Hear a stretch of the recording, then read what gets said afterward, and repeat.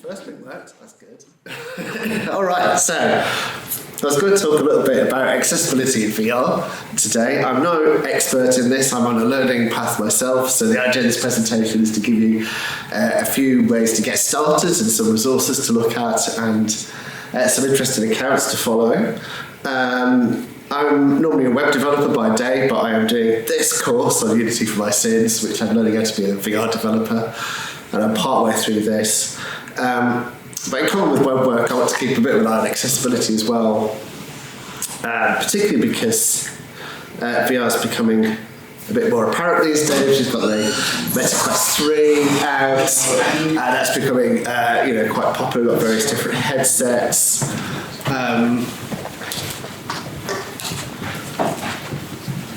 Just wanted to show you this really clear.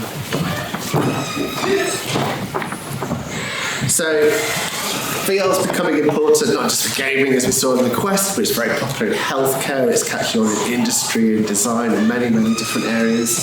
This is an example of Kia using VR to demonstrate a new car they've brought out, and this is a demonstration in Finland that they did, so you can see a little video going on here. And I have seen car manufacturers who are using 3D engines to iterate their products because, for example, developing a car is ridiculously expensive as an exercise. So if you can iterate the design in VR, you can show people your physical product in VR, get around that iteration a lot quicker than actually building a physical product. So that's one example. In healthcare, it's used a lot. There's even management apps you can use it. And VR is well known to sort of induce empathy in users, so it's very useful for training and things like that. So given that it has all these uses, we don't really want people to be excluded from using VR. So I've heard people say to me in the past, there's no accessibility for VR, there's no, this hasn't been considered. This is actually not correct at all. So this is probably a good starting point. So MetaQuest have these, what they call virtual reality checks, VRCs, and the idea is this is a checklist you go through before you launch an app. And 9 of these are to do with accessibility.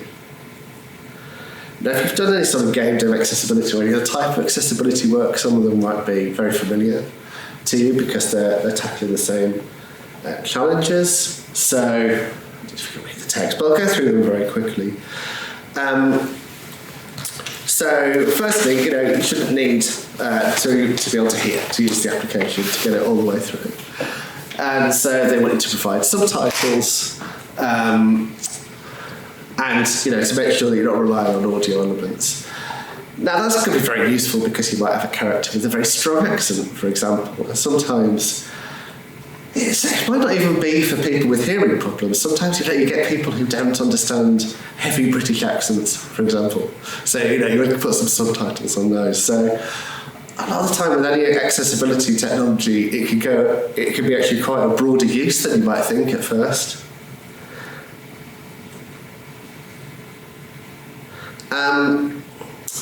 So that's a pretty obvious one. You want your UI to be easily understandable. I'm not going to go through these in detail, but I just want to give you an idea. So you want to be able to sort of nudge people through the application. Obviously, you're bringing people into a space you've created that doesn't exist, so you want people to be able to clearly navigate that and get through, give them various hints about how to get through that space. And you might use all of the things available to you. So you've got visual and audio in a headset, but also the controllers will often vibrate, so you can have haptic vibrations as well, which might give it an extra sense. This is one that will be familiar to anybody who's tried game dev before, but people should be able to configure their controller options. They should only really need to use one. This could get more interesting because there's rumours of a low-priced headset next year that will have no controllers and will just be used with your hands. It will just recognise your hand movements. In Unity, for example, which you don't know what Unity is, it's one of the leading engines that people produce games and 3D experiences in. They have a system in the new input system where when you're developing a game, they encourage you to think of a control that's happened as being separate from the physical input. So say if you're pressing the fire button, they encourage you to program for a fire event, and then the user can remap it, whatever button they like, to that fire event. So you're enabling then the use of accessible controllers and things like that. And also as a developer, you don't have to know everything about every type of controller that's used. You're leaving people with a lot of flexibility. And brightness and contrast, sometimes, this is for everybody really. Sometimes people struggle with, low contrast or high contrast, and those things are easy to use. Colour blindness options, sometimes called colour vision deficiency. There are three main types of colour vision deficiency, and in most game development hardware you can simulate these three different types as well. So you can actually see what your game looks like, or your 3D experience looks like to users who have those conditions. This is really useful because you don't want to make sure that, you don't want in your experience for a colour to mean something particularly that if someone can't make out what that colour is, that could really spoil the experience of someone. So you can check for that ahead of time. And again, 6 is probably familiar again to web. Anybody who's done web stuff, think about your colour safe palette and contrast and things like that.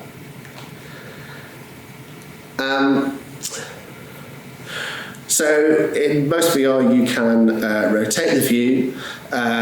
You don't want people to have to physically move.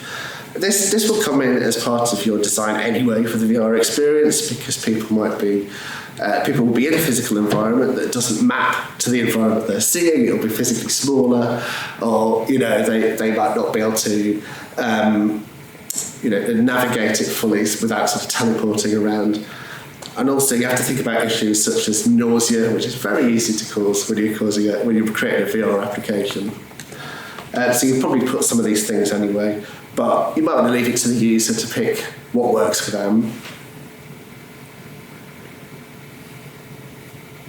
And this goes on to the locomotion styles. The brain can't really deal with anyone with just moving you around with the joystick. Like, that is a good way to induce nausea on a VR headset for virtually everyone. So usually they have what they call snap turning, where you'll turn the joystick and you'll turn to a fixed position straight away. And that reduces the level of nausea that people feel. And that's pretty much everyone. That's not specifically an accessibility requirement. But again, make it accessible, because I've had terrible nausea off one of the latest VR games. So I'm going to have to go into the control panel myself and get that changed. So, sitting or standing mode, the Quest itself, I don't know about other headsets, does have an accessibility menu, and I think one of its options is it can raise you up by 4 feet, your viewing position. So for wheelchair users, that could mean it could put them in the same position as a standing user. Obviously, we could get into the whole issue of how people are represented in VR and, all that sort of thing, but that's for another day. So those are sort of 9 basic accessibility checks you can do on your tick list as you develop your app. Meta give a lot of information on this, and they go through the different aspects. I'll let you have a look at that later on. Worth mentioning is that a lot of these considerations are the same as if you made a 2D game. And fortunately, the big game engines are very generous in providing courses for you to learn all about accessibility and how to get the best out of those engines and how to provide those options. This is one from Unity Learn that goes all the way through how to provide accessibility tools. This is one from Epic as well, who do Unreal Engine. I think I did this one, or a longer version of it. And it mentioned all the things in those 9 points, but also it mentioned things like, be careful how you write instructions to make sure that people can comprehend them. So all the text you write you have to think about accessibility for that, and are you making it too complicated, what age you write it for. Probably a bit easier now with ChatGPT. You can just run it through ChatGPT, specify a reading age, and it'll change it for you. Again, Microsoft give you a lot of details with the Xbox. and they give you a whole learning path there. So these are sort of well worth doing, even though they're not really aimed at VR particularly.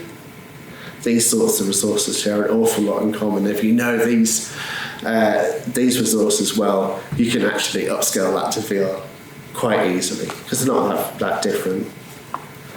So, in regards to what's happening out there in the community, there is actually a lot of work going on, and this company seems to be spearheading quite a lot of it. They're based in Tokyo. They're called Equal Entry, and they do a lot of work in the VR space. And they also run a group called Accessibility VR, which is, you can subscribe to on YouTube. It's also like a meetup group, so you can attend via Zoom if you want, live. But I think they're in Tokyo, so the time difference can be a little bit of a challenge.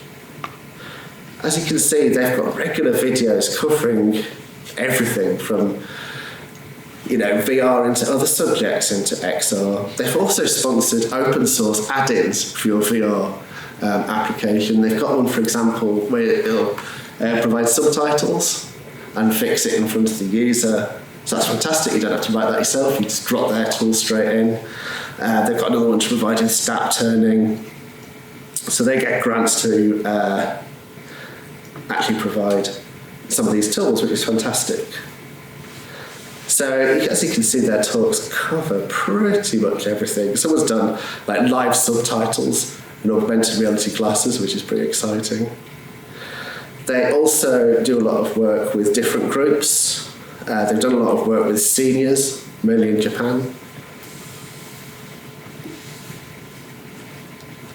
And I think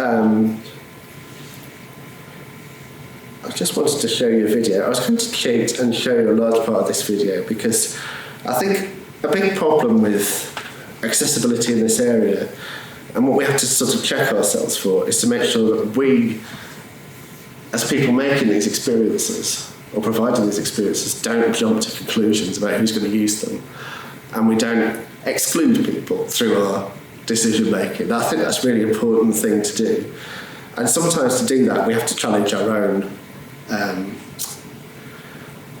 maybe our own preconceived ideas about who would use them. So this is very useful, and I wanted to probably end this lovely short talk with a video I did have bookmarked and now I've been lost.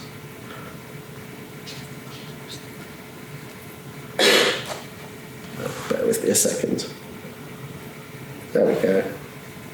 So I wanted to show you this video because it made me think about accessibility in a different way. This is an interview that took place in Japan. This person using it is blind, completely blind, and I think a lot of people jump to the conclusion like, why would a blind person want to use VR? We think of it as a very visual medium. You're absorbed in this visual thing, and we tend to think about sound as a very secondary consideration. And seeing this video really made me think about things in a different way. So, yeah, so I'll play a clip anyway. Oh, it don't seem to have any sound. But anyway, the sound's in Japanese, you won't be able to understand anyway, so don't read the subtitles.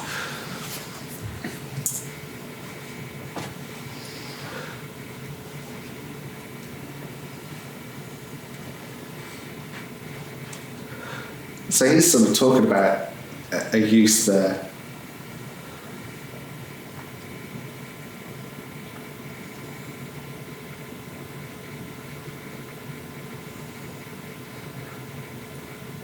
So for him to sort of summarise this bit, the way he navigates an area is by sound.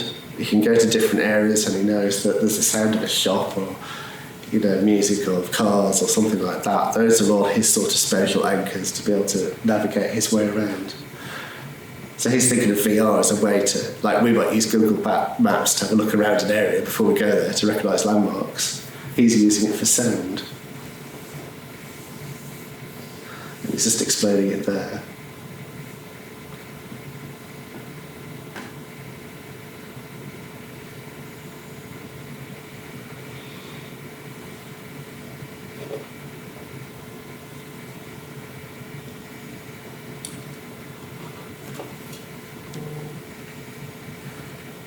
So this bit, he's talking about visiting somewhere, and this is the bit that I particularly found interesting. And let me speak for a bit.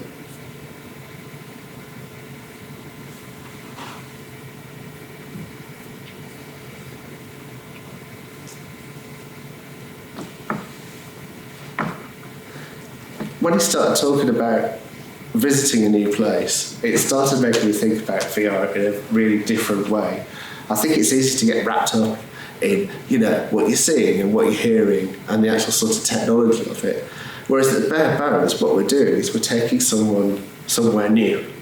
We're putting them in a different environment, giving them a different experience.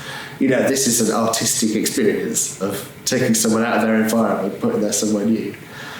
And he wants to visit new places just like anyone else wants to. But he experiences them in maybe a different way to a sighted person.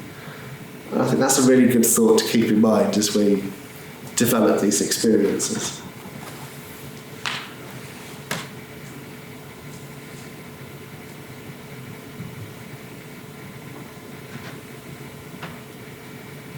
I don't know what aeronaut he is, but he seems quite fond of it.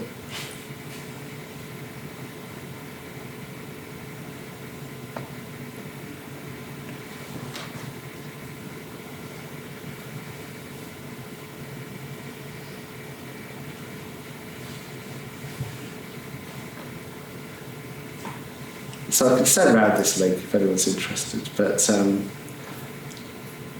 it's very interesting.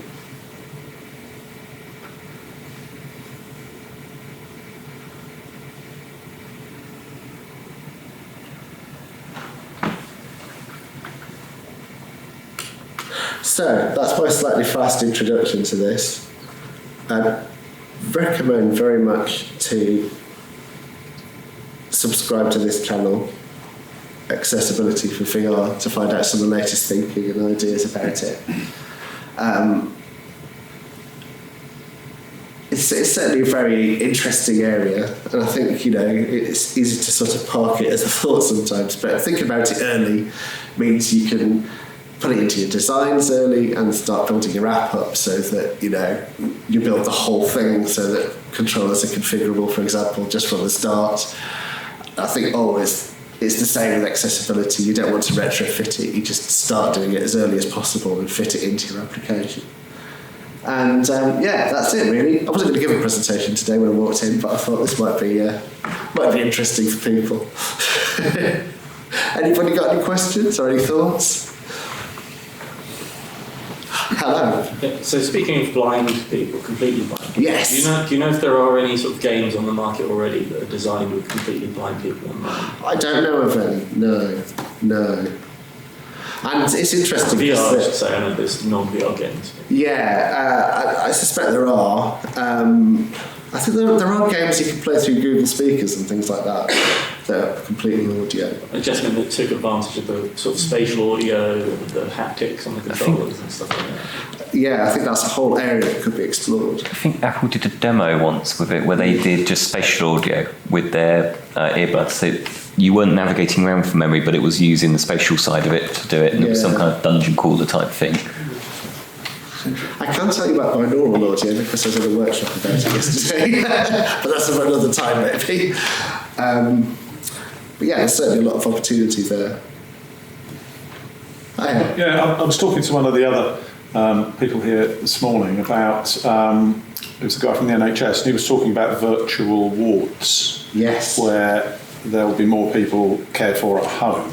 Yes. And one would imagine if they needed to be cared for, that they would be beginning to have some sort of disability. Yes. Do you imagine like a medical grade kind of headset interface accessibility type stuff for patients in their own home?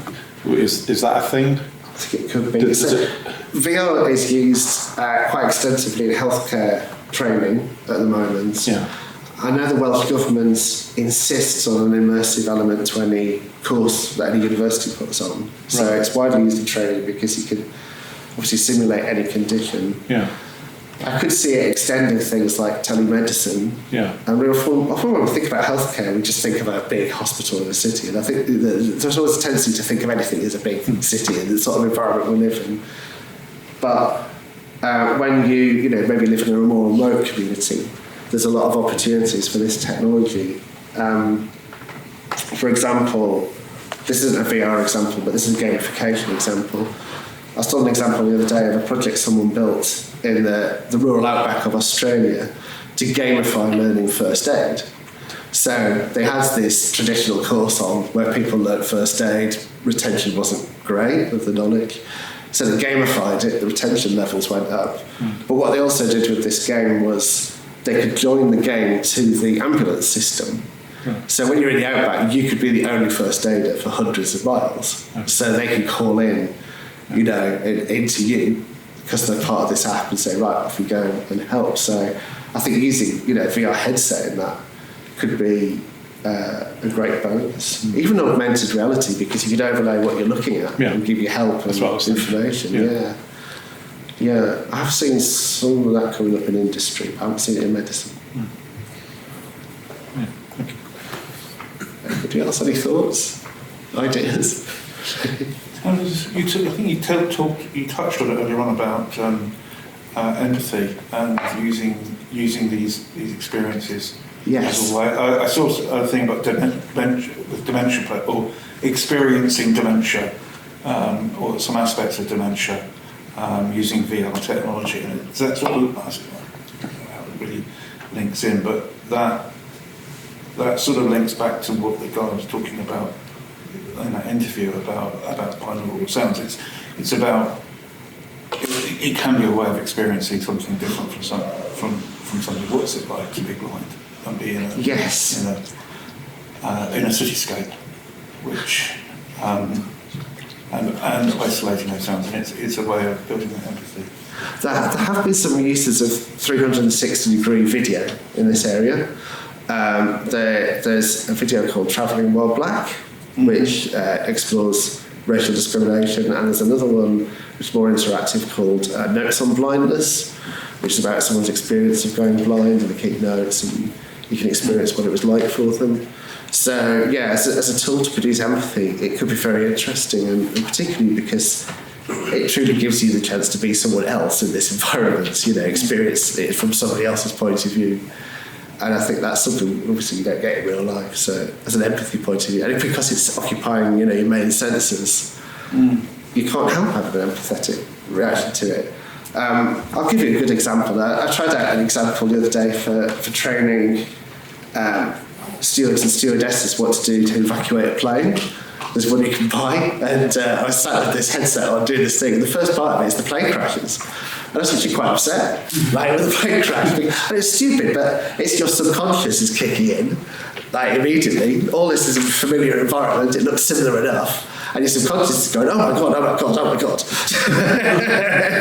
But your conscious knows this isn't real, but on the level you've gone, what's, So it was quite shocking. So the empathy of it is can be quite extraordinary as a feeling. It's something you have to be a bit careful with as well, I guess. I'm sort of talking about it as a sort of tourist, disability tourism. I was thinking more of it as a way of building.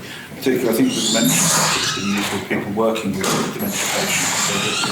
So you're building empathy with, because otherwise it can be, there's a tendency sometimes for people to become callous in it, but actually more callous than empathy with people with different conditions, the elderly, from different social groups. I think it can be incredible for that. I was just going to say on the dementia front, my mother suffered from dementia before she died, and her short-term memory was non-existent. Her long-term memory was crystal clear. She could remember, she lived in a world that was her childhood. Yes. And she could recognise photographs from 80 years previously. And I always wondered whether there would be a way of using VR for my mum to have lived back in 80 years ago, using photography and images from that time. That would be a very interesting use. I know it's in the Netherlands where they've reconstructed some environments for people. Yeah. Just a room. You just needed to see a room Yeah. with some friendly faces from 80 years ago. Yeah. That would be an amazing application. Yeah. I think that would make an amazing research project Yeah. to see how that worked Yeah. and how people reacted to it, and if it was immersive enough Yeah. and didn't stress people or anything like that. Because she would have had to make the transition back into the real world at some point, and that might have been even more confusing for her. So it might not work. I don't know. Yeah, I could see that being quite traumatic sometimes. Yeah, definitely. All right, so I think that's the end of my slot. Thank you very much, everyone, for coming.